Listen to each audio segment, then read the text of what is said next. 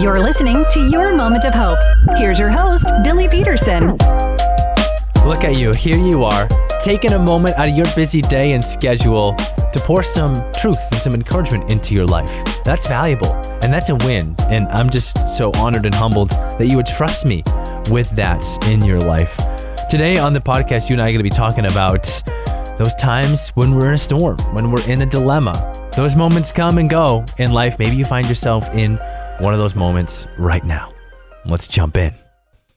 Sometimes the only way out of a dilemma is literally just letting Jesus take you through the storm and finding that his peace will carry you better than any plan. There was a time where Jesus was also alone on a mountain, praying after sending his disciples ahead of him into the Sea of Galilee, where they too met a storm. It's hard to understand why Jesus would send them out on a journey knowing they'd encounter a storm, but let's look closer. Jesus saw his friends straining at the oars, and he came to them.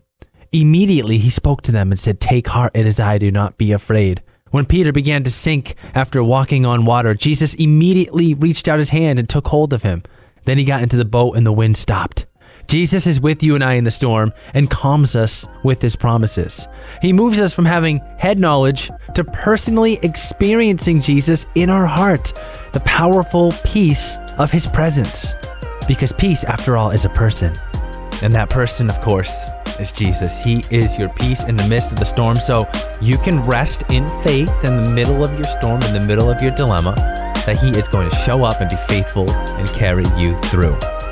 I'm not sure what you and I are going to dive into next time, but I do know, or at least I hope, it's going to add value into your life. That's the goal. By the way, if you're new to the show, new episodes drop every Monday, Wednesday, and Friday.